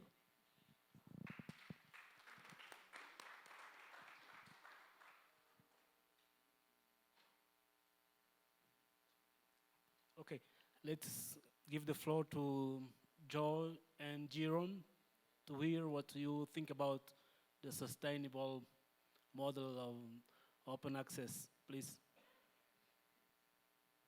Me first? Okay. Oh, sorry, I didn't hear the name. You may, please. Yeah, okay.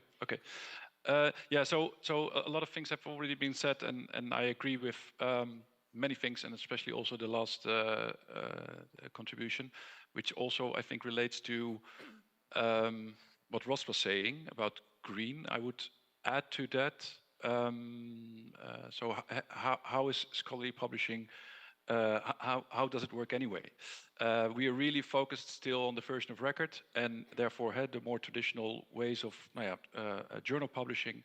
But the uptake of preprints, of depositing accepted manuscripts, and then make them available also for open peer review, for instance, and that. So like what Open Research Europe is doing, what eLife is doing, really that model is also interesting to see if that can sort of build upon further, and then aside to, let's say, the more traditional Diamond OA or non-APC, free to read, free to publish, community-driven scholarly journals.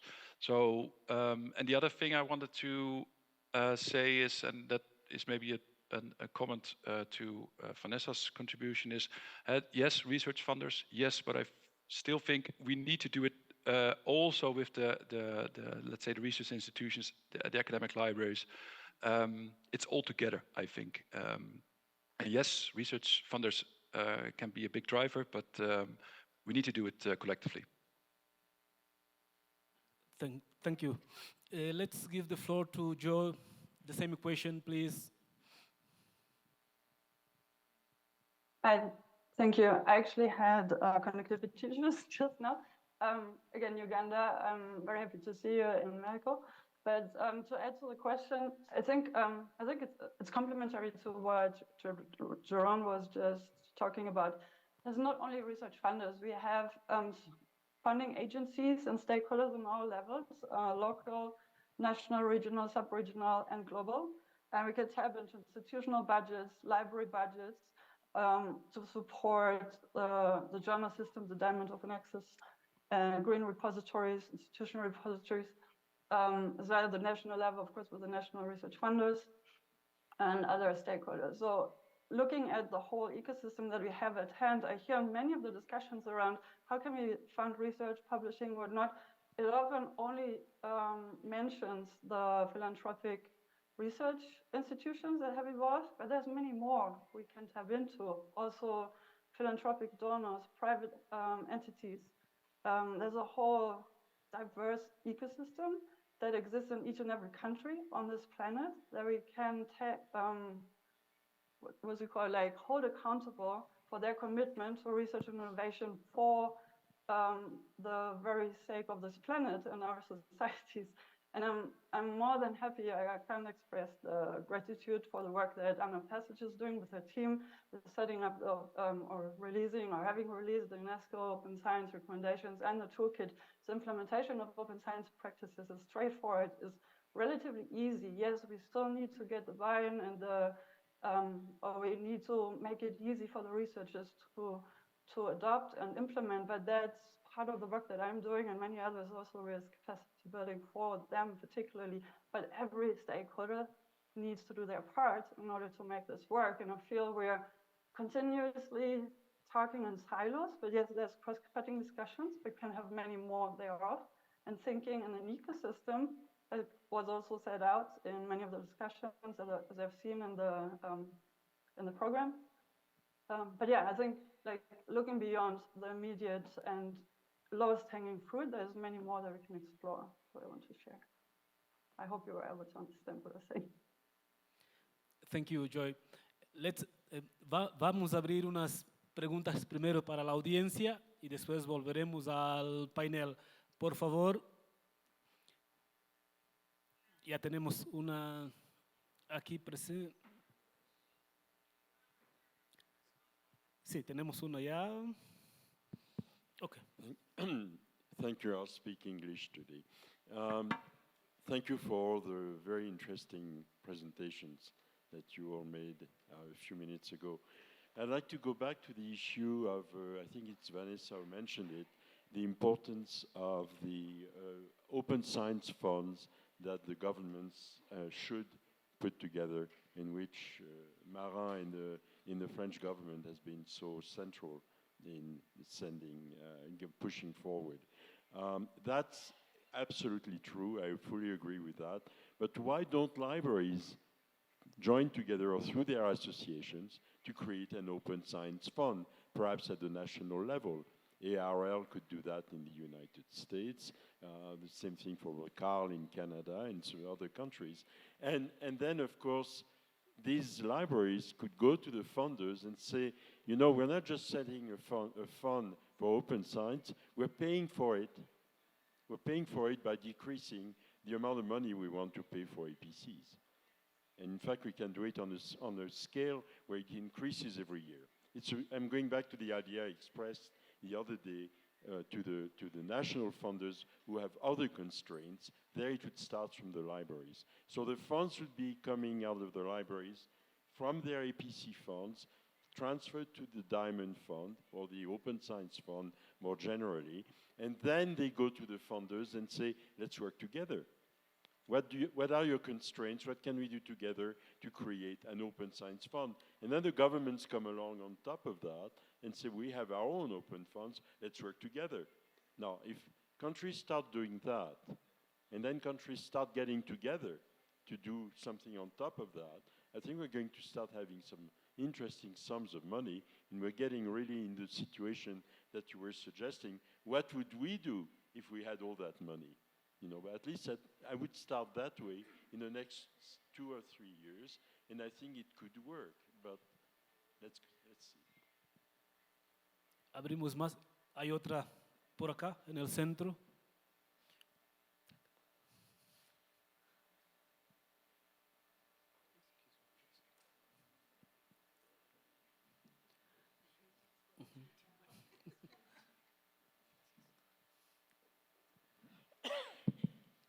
Thank you very much. First, I must say that I'm a librarian first and foremost, and then a researcher.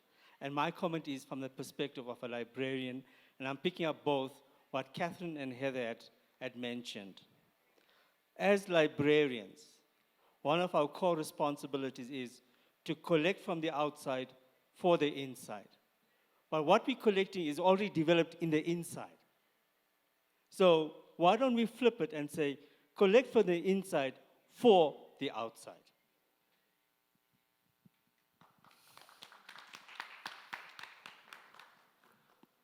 Entonces pasamos a las dos preguntas que tenemos online y me gustaría solicitar el apoyo de Lidia para leer las preguntas que tenemos y avanzar aquí con el panel.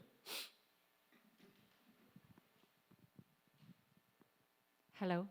Thank you all the speakers for their great contributions. So there are 2 questions online. One is actually for Ross, and probably with Giulia. It's related, I think. It comes from Vanessa Gaillard from the European University Association, and her question is, I hear you regarding the need for long-term funding, and I see a connection with, between long-term funding for R&I and addressing researchers' precarity. Any suggestions on how to convince funding agencies and policymakers? So I read the second question. And second question is from Robert Kidley from Coalition S.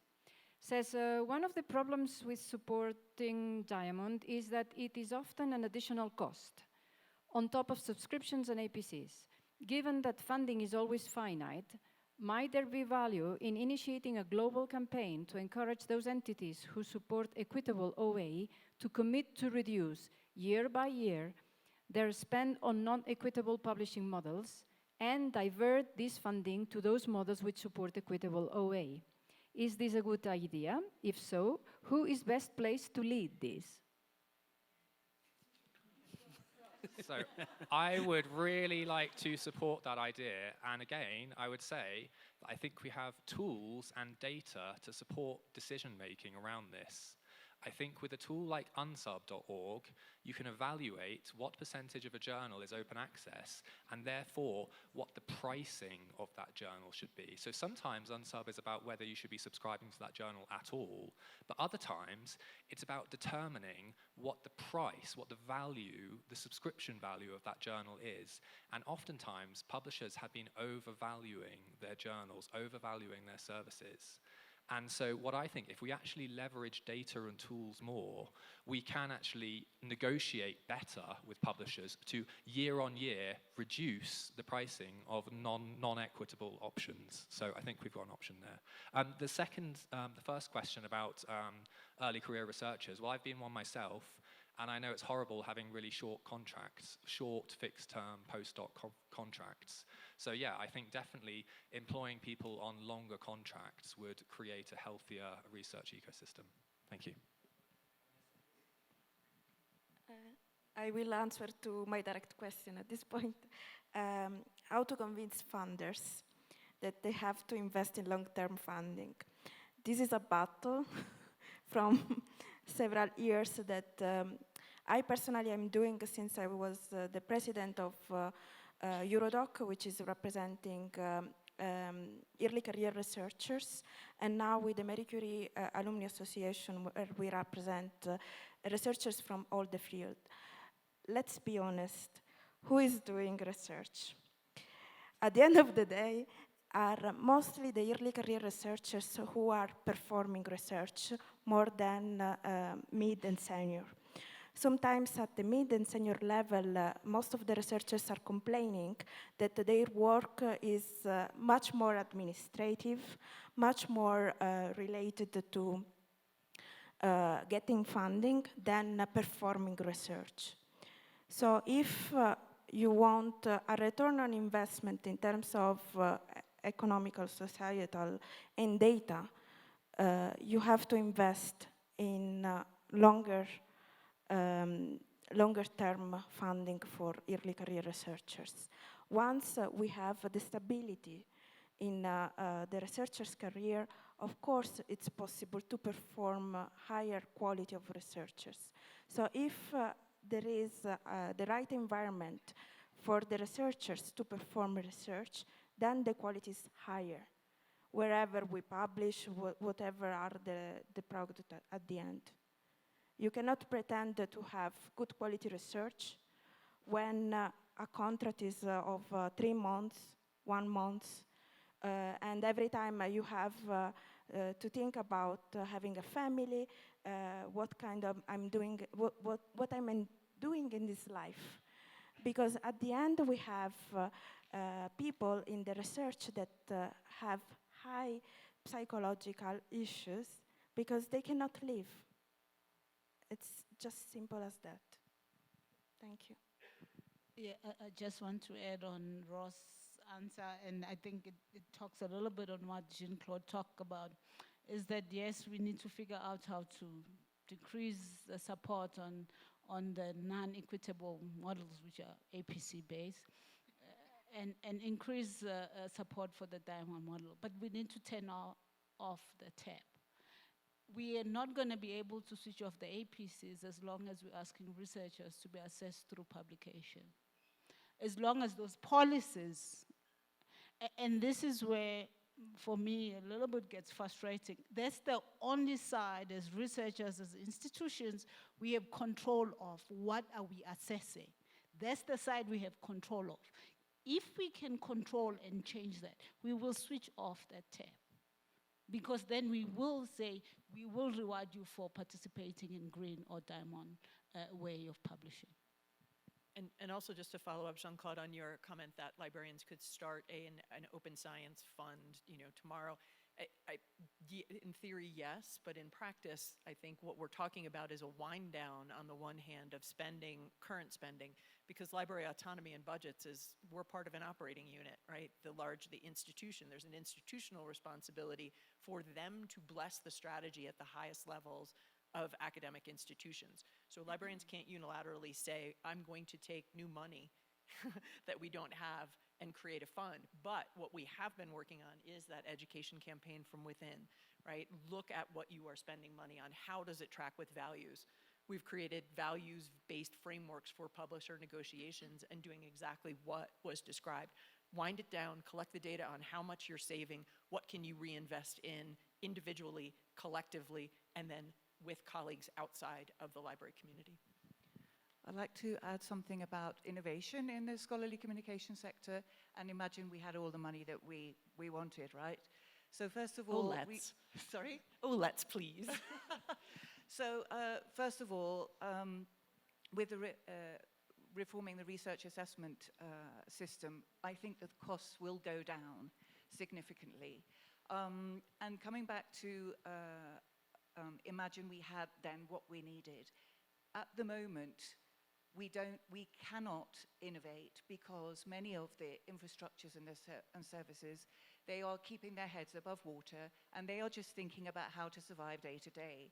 I've talked to some of them and they don't have the headspace to really think about the future and to think about innovating the scholarly communication sector. So certainly research funders can help with projects to think with us, but these infrastructures to join up, to work, to build this ecosystem, they need to have more space through additional funding to be able to think broader and to innovate.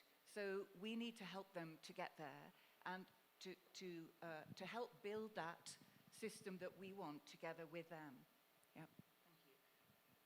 Yep. I just want to jump in here, and the head above water metaphor is really so fundamentally powerful here. And I don't want us to forget that when we are talking about equity and we think about Diamond Open Access as more equitable than APC-driven models where you have to have the money, you have to pay to play, we must also hold ourselves accountable to equity.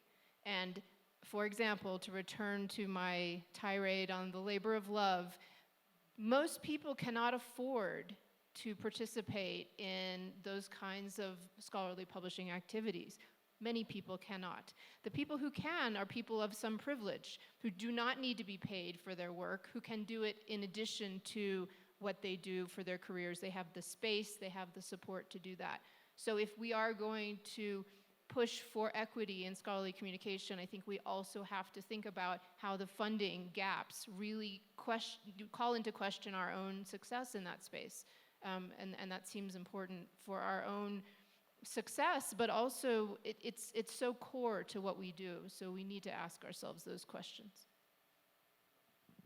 I would like to invite Jeroen and Joy to have a last quick word, please.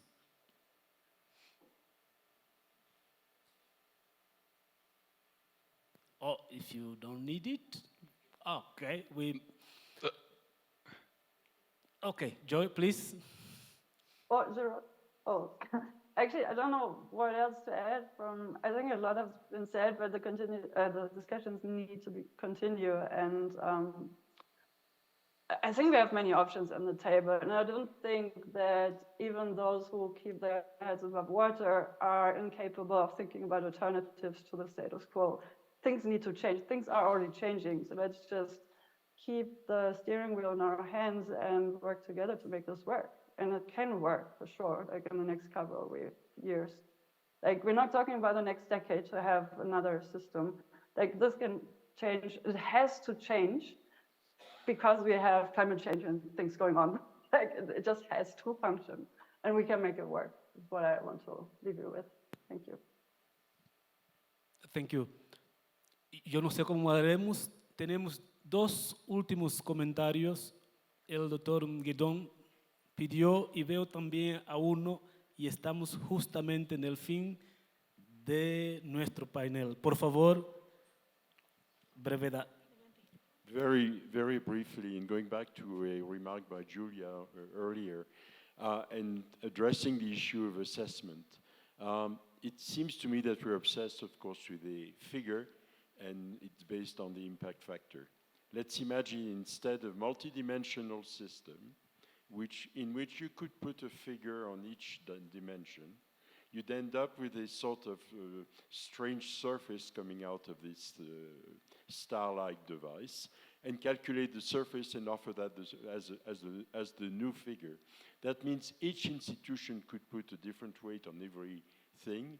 Every institution could play on this, and the advantage is that it would dilute the obsession with the impact factor.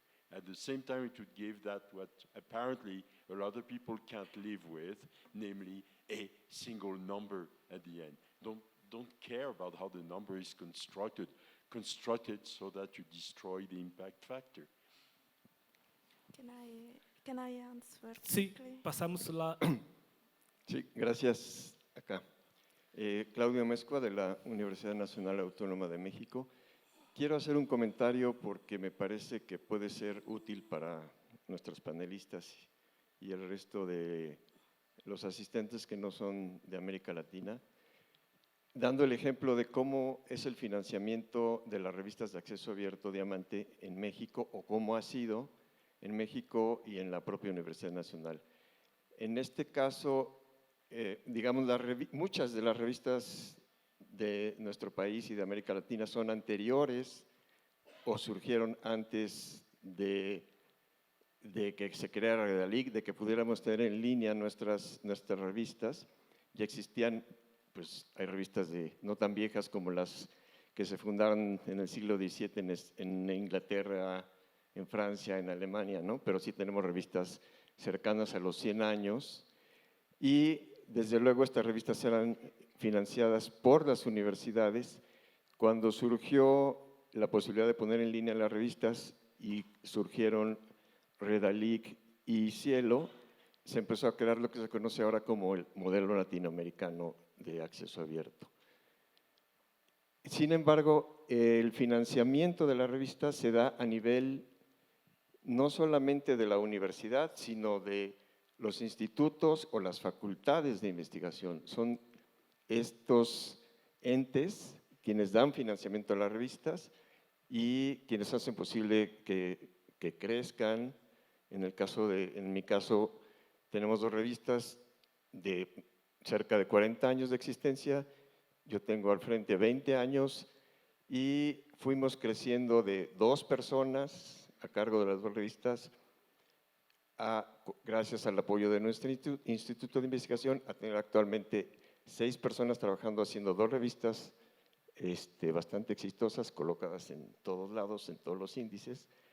Y gracias a ese financiamiento, ocasionalmente hemos tenido financiamiento, digamos, del Gobierno de México a través del CONACYT, pero no ha sido una constante, ¿no? Ocasionalmente han apoyado a todas las revistas mexicanas con financiamiento directo, digamos, pero no es la constante. La constante es los centros, facultades, institutos de investigación quienes hacen posible que estas revistas existan y que sigan existiendo y que sigan creciendo. Muchas gracias. Bem, estamos justamente a terminar, mas tem que ser muito telegráfico, por favor, porque estamos a terminar a nossa sessão. 30 segundos, por favor. Gracias. Muy buenas las exposiciones, pero me parece que Claudio ha planteado algo que es similar en Colombia. La investigación en Colombia básicamente las hacen las universidades, tanto públicas como privadas. En el caso de las universidades públicas donde yo trabajo, hay un presupuesto para investigación que se define en el presupuesto anual. Lo contradictorio de esto es que efectivamente recursos públicos que son escasos, ¿cierto? Y se espera que esos productos de esas investigaciones sean para todo el público. Después hay que pagar para publicar en algunas revistas incluso que son depredadoras. Ese es el gran problema. Me parece a mí que De hecho, la situación de Europa es muy diferente a la situación de América Latina y de Colombia en particular. Ahora, aquí se ha hablado de que efectivamente cuál es el incentivo que tienen los investigadores. En las normas que existen en Colombia, por ejemplo, para las universidades públicas, el hecho de que tú publiques, porque hay un sistema de clasificación en Colombia que lo define MinCiencias, efectivamente los investigadores tienen ya un incentivo en la medida en que dependiendo de la clasificación que haga MinCiencias del producto de investigación, tiene un incentivo salarial, ¿cierto?, que hace parte de su salario de por vida, o sea que sí hay un incentivo para los investigadores. Me parece a mí que ese es un punto que hay que tener en cuenta y que de una u otra forma se diferencia del caso de Europa. Muchas gracias. Eu penso que estamos em condições de declarar cerrada essa sessão, mas queríamos agradecer a todos os painelistas pelas brilhantes contribuições que fizeram para a compreensão do modelo de financiamento das revistas de acesso aberto Diamante e o esforço que fizeram também para compreender uma moderação em português, muitos dos quais não estão muito familiarizados com o português, e por isso agradeço também à comissão organizadora desta cimeira por ter desafiado a utilizar 4 idiomas diferentes, o que demonstra muito bem o multilinguismo que todos nós defendemos. Ouvimos aqui apresentações do Dr. Marim Dacó em francês, ouvimos muitas apresentações em inglês, espanhol e já temos que nos acostumar com o português. Então, eu peço um forte aplauso para os nossos painelistas. Muito obrigado.